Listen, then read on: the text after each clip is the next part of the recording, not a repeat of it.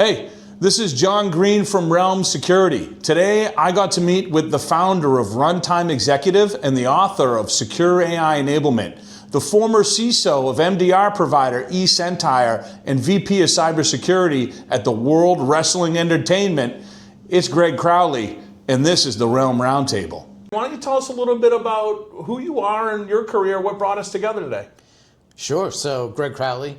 My career, I'm basically a CISO. Okay.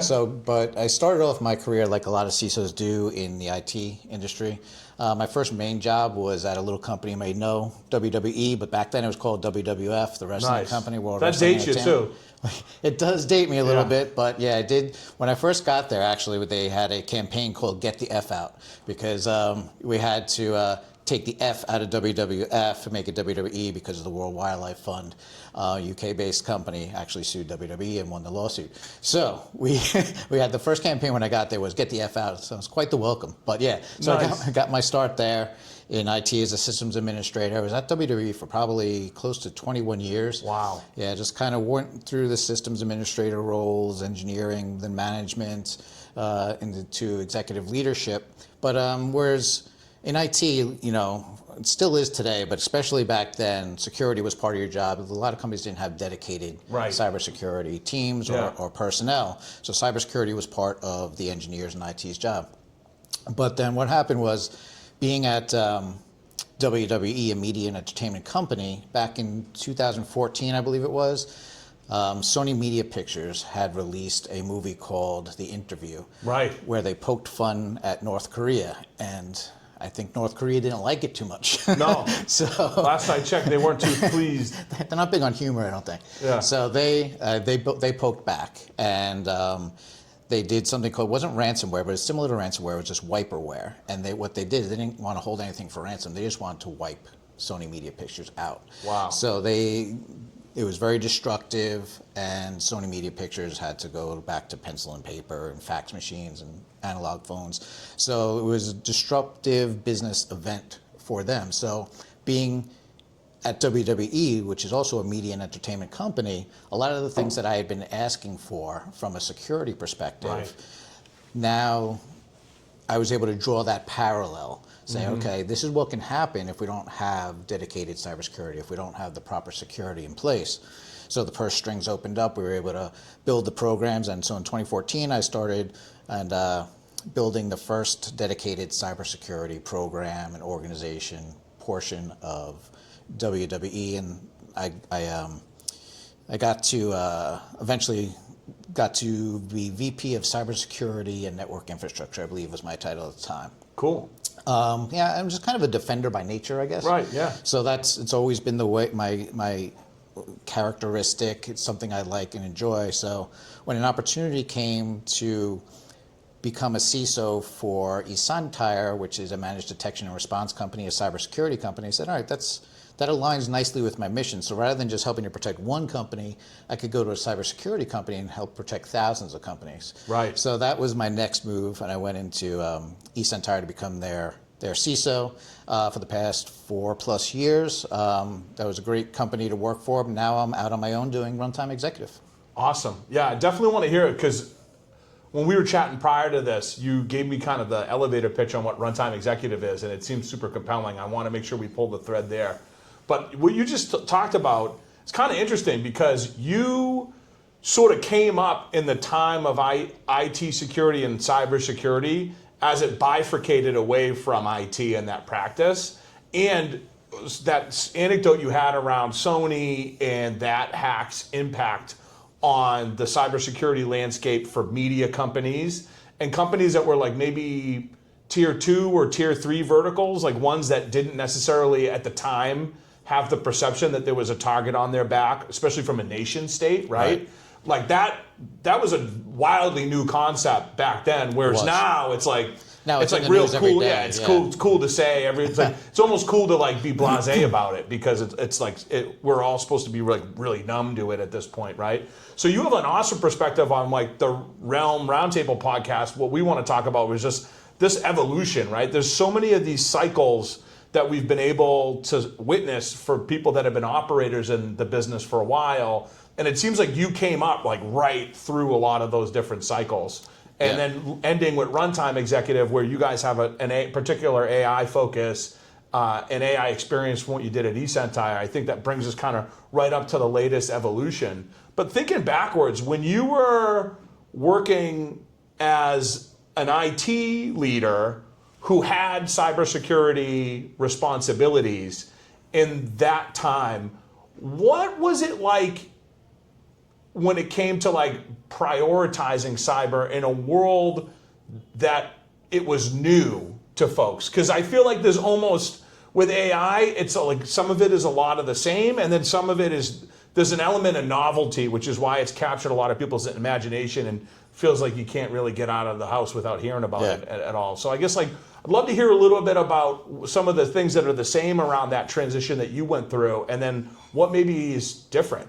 Yeah, I've seen a few pivot points in my career. So I actually went to college for something completely different, but then the IT industry started exploding and they needed systems administrators. So I went back to school and I got into that. Oh, cool. Right, and so that was the first kind of industry change. Then, like we talked about, cybersecurity wasn't really its own thing unless maybe you were a bank or a larger company, but you didn't really have that.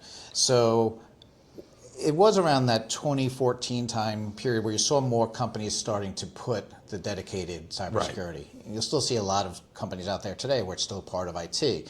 So it's still an evolution, but now you're doubling up on evolutions, because we had that where it was, if you're IT, you're focused on uptime, you're focused on performance, you're focused on the employees, the customers, making sure that they're getting what they need.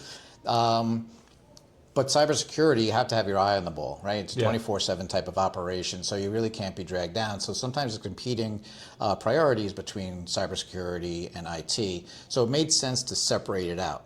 So the organizations that did separate out IT from security, I think they have probably the more mature cybersecurity programs because it's a dedicated function. But they work so closely together. Any company you go to, the technology teams, the IT teams, the security teams are always going to be working very closely together. And then now, if we jump forward to today, what I see with AI, very much the same. We're going down the road where there's a lot of pressure from boards, from the world, from businesses to feel like they can't compete unless they're embracing AI, but they don't know how. So there's a few, we'll probably go down a few different roads and segments on this here, but I would say from an evolution point of view, it goes back to the same thing. We're trying to enable the company to compete, enable the company to stay in business, right? So security is there to say, we can't say no. We shouldn't be saying no to AI. We shouldn't be saying no to advancement. The business needs this to survive, or this is the goals and objectives of the business.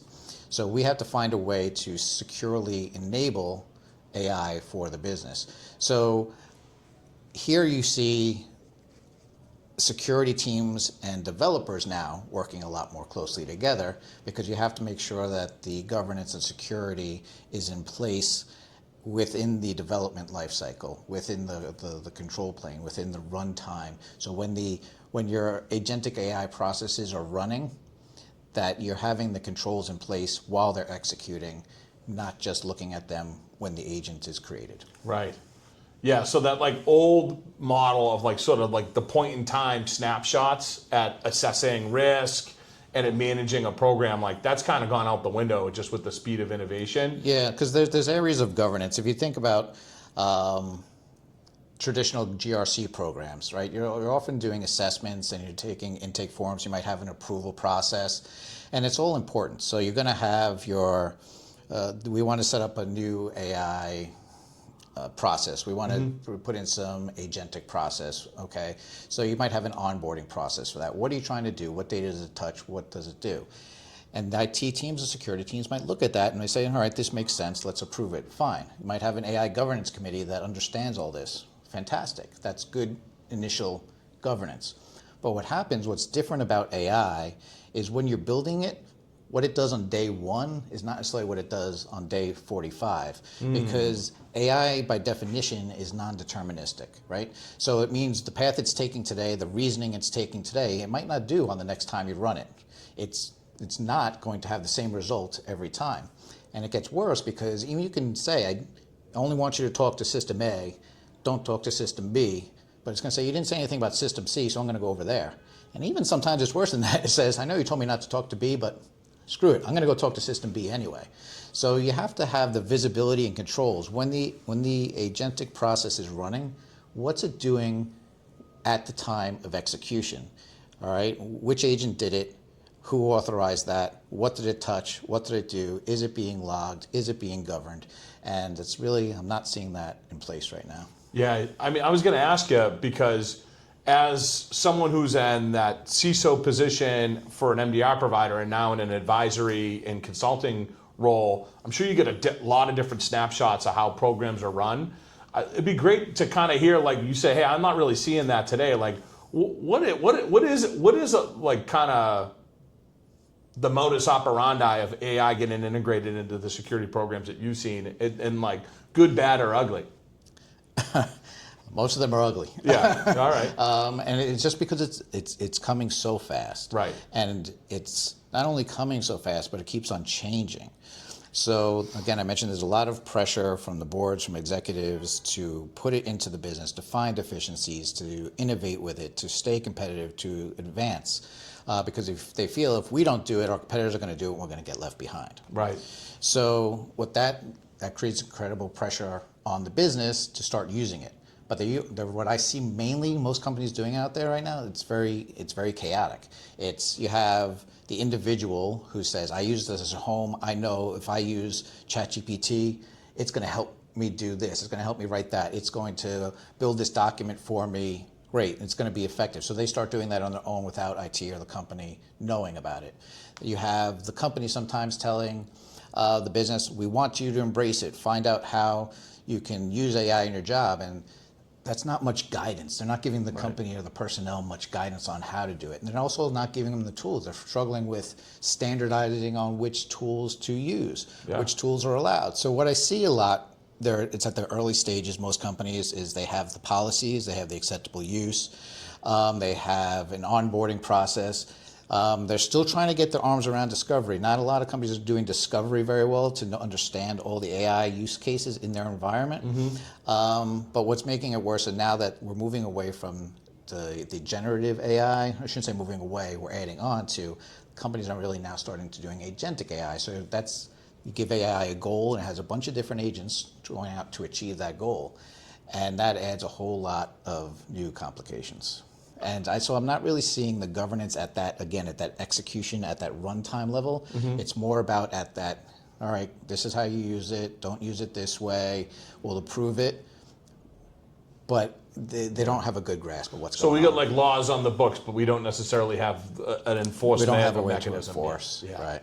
And that's like an opportunity for a good cyber leader to create some conversations and to do some enablement and to build some guardrails, but it's also like a little bit of a challenge because you have, like you said, these incentive structures where maybe the enterprise purchase of one of the bigger agentic companies or big large language learning models, it didn't even happen at the IT level. It was negotiated at the financial level or at the CEO level, and everyone's been handed a science experiment and said, hey, go figure this out. Yeah, that's part of what's happening. And there's so many different ways and so many different avenues it's getting introduced into the business, because you may have been approved to use whatever XYZ software or tool 6 years ago. But guess what? Now that tool, like the rest of the world, has incorporated AI into its processes. But have you gone back and reviewed that vendor? So, okay, my CRM now has AI functionality. Well, what is that AI doing? How does the vendor maintain and control and govern their AI? What data does it have access to? Does anybody who's involved in the process? So it's not about just bringing in new tools. The existing tools you already have are being have AI integrated into them already, and I think it's great. By the way, I'm all for AI. I think it's going to add. It is adding incredible value and efficiencies, but it's not a one-size-fits-all. It's not an AI is good for everything and anything you can imagine. It's in specific use cases, and it just has. I like to think of it this way: if you companies partner with the security teams in the beginning, things go a lot smoother. I want the secure way to be the easy way. So I want to, if we get up front say, this is the process when we're doing new builds, we're putting new processes in, it goes through this system. We're going to put in these controls and put in these guardrails. We're going to put in this monitoring. We're going to create rules that say, if this happens, stop the process, bring a human into the loop. You need to have behavioral analysis looking at that. You need to make sure your identity controls are properly structured for an agentic world. So there's a lot of different components that you need to put in place, but putting them in place in the beginning is a lot easier than trying to bolt them on afterwards. So the company can go a lot faster. And that's why I call it secure AI enablement, because if you partner with security in the beginning, if you have the proper structure, if you have the proper framework, if you have the proper controls all mapped out, then it's just a system that you run through, and it just goes. And you can keep on bringing in new technology, building out new agents, build new pipelines, and it's all going to flow. You know it's going to be governed, so it gives you the confidence that it's being controlled and governed. So yes, you can go full speed ahead.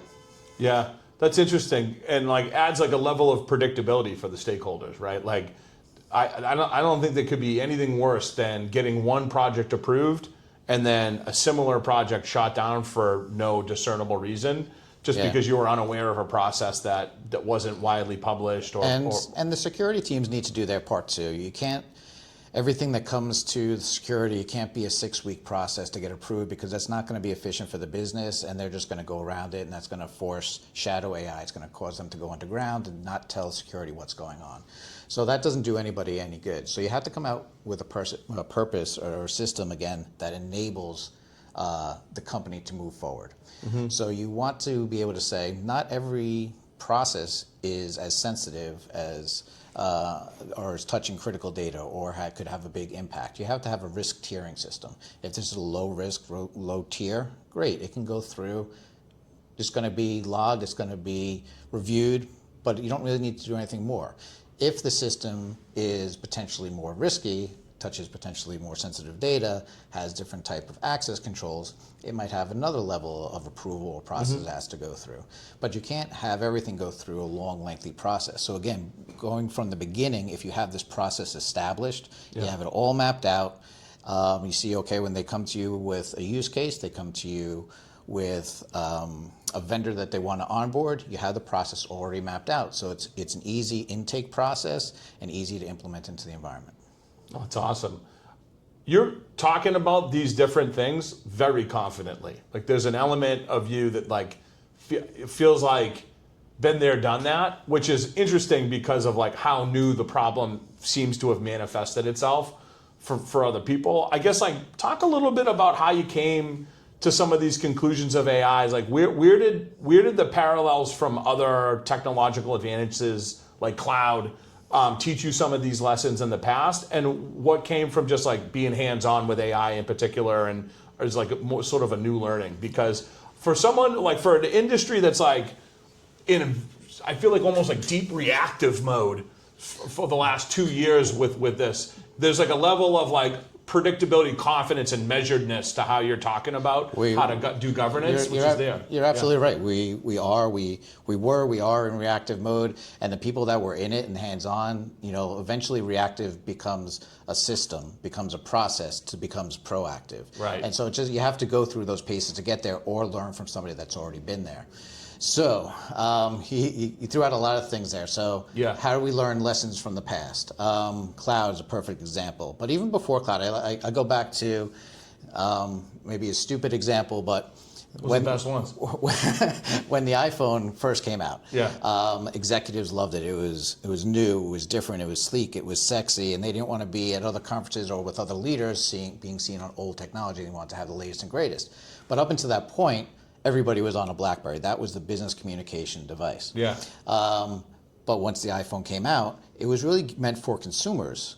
It wasn't meant for enterprises. We forget that now because it's just used everywhere by everybody. But it didn't do very good at integrating into corporate environments. You couldn't manage it. It didn't sync well with email. If you were in IT, you were plagued with calendar sync errors that the executive admins would be yelling at you every day. His calendar's not syncing, her calendar's not syncing. That was always like the question I had, because you would encounter like a company or an executive that just didn't want to change. Like in the world had moved on, and like BlackBerry started to do one of the big dips, and like There's plenty of case studies about it. You can all read about it. But like, I always wondered, I was like, what is up with this guy? Or like, why is this company still on the BlackBerry? And that like, that's like the practical reason. Well, here's the thing. That could be the practical reason. It could be a heavily regulated environment. Maybe you couldn't adopt it as fast. The point is, you kind of see the momentum in the world, right? That was a shift. That was a change where it couldn't be ignored, right? It wasn't one or two people asking for it. It was everybody wanted it. You see that the world is changing, so you can't just say no and block. Maybe you can for a very short period of time, but you got to figure out a way to adapt and say, we got to allow this into the environment. So how do we do that? Apple wisely said, oh, we have a big market here on the enterprise too. So Apple got involved and they started making the phone to be more capable to integrate into corporate environments with controls and better functionality with email, etc. And now you can use it seamlessly in a work environment or in your personal environment, or do work and personal in the same environment and have both managed separately. But it evolved. But it wasn't always like that. It was painful. So you got to go through the pain at first. And that's what we're seeing in AI as well, where you can't just say no and block. You have to find a way to securely enable it. You have to embrace it because it's here to stay. So why I'm able to talk to it so confidently, I don't know if any of us are that confident, and because all these changes the next day anyway right now. But I've been dealing with it for the past few years. And I've been in the room with many CISOs, many companies, and they're all struggling with it. So I find we're all right now pioneers in this space. Just some of it have had a little bit more exposure, a chance to actually implement it. And because I was at a security company, right, we take security seriously. So we knew from the beginning we couldn't just let it run wild in the environment. We had to be able to implement it securely. So I had the ability and the support to be able to do that. So I've got some reps. I've got some experience dealing with it. But right now it's new for the world. I mean, we're all kind of pioneers in this. Sure. Yeah, that's interesting. And that's something like often there's like an ecosystem in this industry where there's a little bit of keeping up with the Joneses, I think, that kind of happens, whether it be like a hype cycle with a vendor or a particular like category. And there's a perception where it's like, I'm so behind. Like this is, we're 2-3 years in the past. And talking and being on the go-to-market side and talking to a broad amount of companies at various stages of maturity and different tech stacks and different environments, different risk profiles, everyone sort of feels like they're behind with this. Like there isn't like a company that's like exceedingly confident, but everyone imagines that the company down the street has more resources, more money, a more defined policy set, and they don't realize that they're in this sort of that same sort of zone as everybody else. For folks that are in a situation where they're navigating that, like having been through that in the past and having helped lead people through that, like what would be some recommendations you'd give as people are just looking at this and trying to figure out where they should start, right? Because I think, like you said, the cat's out of the bag. Like, all right, I'm trying to go as fast as I can, and I have this feeling and a perception that I'm behind, and that other people have this dialed in a little bit better than I do. If you're sitting in that person's shoes, what do you do? I think you reach out to your network, first of all, and find people that have done it before to get, kind of take the fast track on getting yourself up to speed. But what you also want to do is find your stakeholders within the business, make sure you're having an AI governance committee of some sort set up with the different stakeholders so you understand their goals, their objectives, what they're using, what they're doing, become the partner to them, right? So then now you have a partnership, you have a relationship where you're there to listen, you're there to help, you're there to help them achieve their goals, but securely. Mm-hmm. So then they'll start telling you what's actually going on, what they're doing. Then you're gonna have to look into some technology if you don't already have it in-house, but you're going to need discoverability. You're going to need visibility into what's happening in the environment. So visibility is always a great way to start. Partnerships, talking with the business, get visibility. Those are your first 3 steps. Set up your AI governance committee. It could be small or large as you want it to be, but to get the people that are actually using it, people that have AI objectives, people that want to use it, people that are having pain points with it. You want to hear all their perspectives, and you want to make sure you understand what's going on so you can govern and control it. So that's where I would start. From there, you're going to want to say, all right, let's formalize this. Let's make sure the company knows what to do. You might need to work with leadership or IT to figure out, well, what are the tools we're recommending? We want to have a list of sanctioned and not sanctioned for purposes. You want to say, all right, if you're just doing general queries and general work, you don't need a license. You can go use the ChatGPT, Gemini, Claude of your choice and just do general type of query information, market research. But if you're going to be working with any company or customer data, well, then you have to use our licensed version of whatever technologies and have that available. So you have your acceptable use policy. You make that communicated out to the organization. And then you want to have your just other policies in general. You want to have your policies for if people are building AI within the environment, whether it's within your product, you're working with engineering teams, make sure you have a governance policy. That's where it starts, and that's the easy part. But if you stop there and you think you've done enough, then that becomes what I'll call governance theater. Oh, right? okay. It feels like you have good governance in place, but the thing about AI, as I mentioned before, it's non-deterministic, and what you prove on day 1 is not what it does on day 45.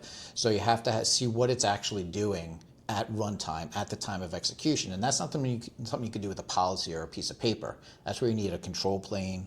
It's an architectural problem to solve with engineering, to get that visibility and control in place when the agents are running. Yeah, I love that term, governance theater. I think that can be applied broadly to a lot of strange malfeasance you could see across the industry. Yeah, and I don't mean to use it in a negative fashion. I think it's okay. It comes it can from be negative. It comes from a good place, and it's the right starting point. You just can't stop there. Right, and I think that's the difference, right? Is if you do that baseline, you get a good understanding of what your gaps are. You write and document policies to fill them in. That's a great place to start. But if that's the beginning, middle, and the end, then it's a theatrical production as opposed to an actual effort in exerting some governance and controls. And if you're talking to someone or maybe even coaching someone who they've gotten that zone down and they're maybe dancing around stage a little bit, like it's not theater yet because they did the initial work, but they're looking for that next piece. Like what comes after that zone that actually makes it a proactive maturity, addressing the maturity proactively as opposed to just that sort of performance art. Yeah, I'd try and systematize. I don't know if that's a word, but make a system. Yeah, systematize sounds like a word that should be a word. It sounds like it should be. So yeah. I think you need to make a system, make a nice, efficient process for your onboarding process. Make sure that you have good communication with the organization. So now that you have some of the governance in place, maybe you have your standards for if we're going to have sanctioned tools and unsanctioned tools, and we've put in the visibility layer to see what's being used in our environment, to see, then we can identify what processes are out there. Then we can go and talk to the businesses that are creating these agents to see what's the actual workflow they're doing. Great, and then let's say you went and said we're using Amazon Bedrock and we got the logs and we work with security. Security said, okay, you want to look for X, Y, and Z, make sure this is being logged, make sure it's going through a behavior analysis process, work with engineering to develop all that, work it into the flow. Once you've done all this, just make it a repeatable process so that anything new coming in is going to be fed into that process, and it goes back. And visibility doesn't just start with visibility. It's part of a loop, right? Because there's going to be new things introduced into the environment all the time, whether you're approving it or not. So you have to make sure that you're capturing it, you're catching it, you're working with the business, you're putting it into the process so that you're getting the proper governance in place. That's interesting. That's cool. So the kind of changing directions a little bit. Like we've been talking a lot about governance and how AI and the proliferation of AI has made the continuous monitoring of your processes and programs and thoughtfulness around updating your policies to be a lot more consistent for your internal and external stakeholders on like a compliance and governance sort of zone. But you came from an MDR provider. You guys were using AI, I'm imagining, in your systems for a long time. And as companies are looking at an enterprise cloud license or ChatGPT license or what have you, that they can use and potentially add some efficiencies within their SOC or within the overall security practice. Like, what are some techniques outside of governance and securing AI, but to actually implementing it to make security processes more efficient or better or have a better outcome? Right, What's some of the stuff you've seen and done that people should be thinking about if they're not doing right now? Yeah, and I'll take this maybe in a little bit different angle, but Love it. So a lot of people ask me, all right, so what are the biggest AI threats? What are the threat actors doing with AI? They want a sexy story about it. And yeah, there's headlines that get captured out there. Hey, AI took over and deleted the whole Sales guys love those stories. We're looking. You guys are all immune to fear, uncertainty, and doubt because of like 20 years of overexposure. So we're looking for that next one to just freak you guys out into spending money. But we haven't found one in a while. Yeah, we've become immune to it. We've built up a thick skin to it. Honestly, it's about speed and scale. That's the scariest piece about AI. If you look at what came out recently with Claude Mythos, or from Anthropic, right, where it found hundreds of thousands or however many vulnerabilities within minutes or whatever it was. That's the scary piece of it, right? So eventually, AI is going to be this powerful, where the threat actors can point it at your environment, at a piece of software, at anything, and say find vulnerabilities, and then find the vulnerabilities, now make an exploit for that vulnerability, and then go attack. So it's something that would have taken years to come up with a zero-day exploit or a long time. 0 days are just going to be commonplace now. It's going to be the fact where you're going to have, let's say they're not even using AI to find the vulnerabilities. They're just waiting for Microsoft or whoever to come up with the patch and say, okay, here's critical, go patch it.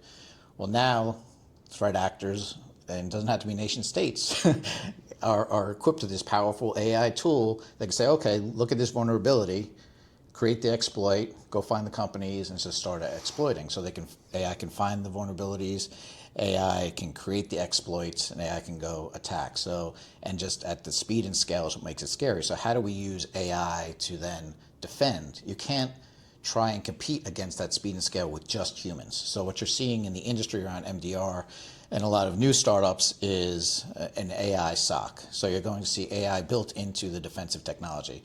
What I liked early on, we saw Microsoft come out with Security Copilot. And I think that's great. And a lot of companies are taking initiative to have an AI SOC type of initiative.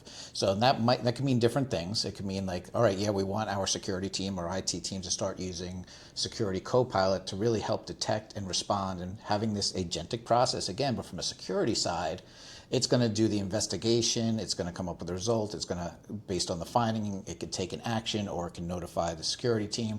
So it's not a human analyst, it's AI doing the analysis. So yes, a lot of the MDR players and security companies are embedding that into their product. And now there's just some native AI SOC companies that are coming out where it's not even humans. Personally, I think you still need the human. Because if I'm a CISO of a company and I'm having an incident, I want human team to be helping me out, right? So I don't see how you get around that. I think absolutely take the AI, leverage it, get that speed and scale to be on your side as the defender, but you still need the humans to be the support, to be the brains. It's very stressful when you're going through an attack. I don't want ChatGPT to walk me through it. I want John to hold my hand through it. Well, maybe over me, you would want ChatGPT. Although I'd be very encouraging and supportive. You would. There'd be a lot of positivity, maybe some ice cream, right? Hey, you tried your best. Let's go get a pint. That's funny. I think one of the things that when I'm thinking about that size and scale problem as it pertains to the SOC, and I'm thinking about folks trying to keep up with threat actors, but not necessarily knowing where they're going with this, right? Like, what are some of the areas where you feel like there are gaps in the industry? Like AI SOC, everyone's talking about it. Everyone raises their hand and they say, hey, I want AI SOC. Sounds a lot like SOAR playbooks from 5-6 years ago in a SIM, right? Like has a human touch to it because it's an agent now, but it's just resolving cases, right? Like in a lot of those situations. And clearly you talked about AI governance and like securing AI. I guess like are there areas that you feel like aren't being well explored or aren't getting the sort of heat that you would expect? Going back to Mythos, this has been a challenge for IT and security teams and companies in general for a long time, is the patching cadence. Yeah. Right? So vulnerability management is tough. It's going to have Brutal. to evolve very quickly. It's going to have to find ways of prioritizing, I should say, what really matters. And the security teams are going to have to do a lot better job at that. But the security industry has to find a good way to, how do we get these systems patched? How do we figure out a new way to do it? The old system of, well, we have to take X amount of time to test it. We have to test it with all these different builds. We have to test it with all this different software, because patches can break things. Yeah. There's a reason you test. But you're going to be in a very vulnerable state if you're waiting 30, 60, 90 days to patch. So if something is exploitable and something has a pathway to critical data or is hosting the critical data, you have to find a way to patch that almost instantly. So I think that's something that the industry is going to have to really catch up on. Cool. Very interesting. So wanted to end things a little bit about what you're doing today with like Runtime Executive and this great book that you just came out with, Secure AI Enablement, a CISO's Practical Guide to Governing AI at Scale. I think the two kind of things coincide with one another, but talk to us a little bit about Runtime, because that seems like a really interesting departure from what you were doing, as well as like fitting a need that the industry may not have a lot of specificity around. Yeah, it is and it isn't. Different from what I was doing, because if you think about it, when I went through my career trajectory, I was internal security for one company, WWE, Yeah. and then I said, for my mission, I can go help thousands of companies if I went to work for a security provider or security team. Right? So now I can help all these companies be more secure. And then when I'm finding out, when I was working with the different CISOs, everybody is going through this problem, right? There's this AI chaos that's in the environment right now, that the leadership is saying, let's get it into the environment, let's use all the things we talked about. But nobody knows how to control that, and it's kind of the Wild West. So I felt that there was a gap there, that people were getting to a certain maturity of getting the policies, getting the AI governance committees in place, getting the communication out there, the sanctioned and unsanctioned tools, but they were stopping and they weren't able to get to that next level. So that's why I wrote the book on Secure AI Enablement, to say that, all right, we got to take it to the next level. Right. We have to be able to embrace AI, but allow the company to achieve their goals, but do it securely. So how do we do that? Well, you got to have real governance. You have to have real controls. You can't just be a policy. And that's coming out with the whole architecture. And that's not going to be something, again, it's not something that's going to be solved with a policy or a piece of paper. It has to be solved with architecture. So this book is kind of a roadmap to, how do I look at all those things? How do I look at how identity is different? How do I look at, how we do human in the loop without slowing down the advancement and the pace and the scale that AI is capable of. So I put the book together as this practical guide for people in my seat, because I just saw so many people struggling with it, that, all right, here, I'm putting this resource out there for them to get to the next level. So then the evolution of that became, well, why don't I go and I just help different companies that are struggling with this problem? There are so many companies out there right now struggling with this, that how do we start? How do we get everybody on the same page? What governance is right? Where is the world going? Because right now there are frameworks out there. There's NIST and there's ISO 42001. And I think as in the coming years, especially if you're a service provider or a vendor, companies are going to know, customers and prospects are going to know that you're using AI, and they're going to want to know how you securely manage it.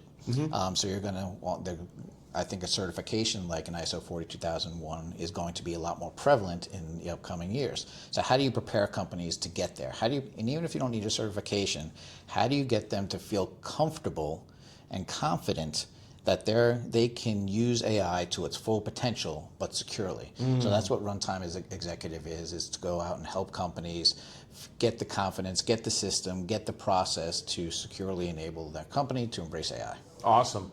Yeah, I feel like that there's a lot of folks that would benefit from having a conversation with you in that regard, just broadly across a lot of the conversations I've had. So that's really cool. Definitely fills a need and a gap that I think is out there. And in a world of sort of like generalists, having some hands-on experience and some solid opinions formed over a long time around a specific domain like that, I think is definitely sorely needed in an environment when like everyone's trying to be everything to everybody, which is cool. Yeah, thank you. I got another question for you, a little bit zanier. If you were to describe your CISO style, your leadership style, in the vein of a WWE character, which CISO would you be? Oh my God. So I can take this to make a CISO character, or I can take it on, whose personality would reflect mine as a CISO. And I don't know, I'm pretty collaborative, so I don't know a WWE character or wrestler that I can really compare to. So I'd say it had to be a tag team. It'd be a tag team? Okay. It had to be a tag team. Then I'm going to go back to probably my childhood favorites of the Road Warrior. Legion of Doom, Hawk and Animal. Unbelievable. That's a great tag team. Yep. Just the business just puts the threat actor up on their shoulders and you just clothesline them off? Yeah, it's got to be a tag team because it's a team sport. And you can't just be you. Yep. Yeah, there's a lot of CISOs that probably would have chose The Undertaker. That vintage 1990s Undertaker, the bell cut, everything's dark, everyone gets quiet, they make believe they're a little scared, this big long entrance. I was a fan. Yeah, huge fan of that. Awesome, Greg. Well, it was awesome speaking with you. Appreciate the time, and hopefully you got a little bit out of this as well. I did. Thanks for having me.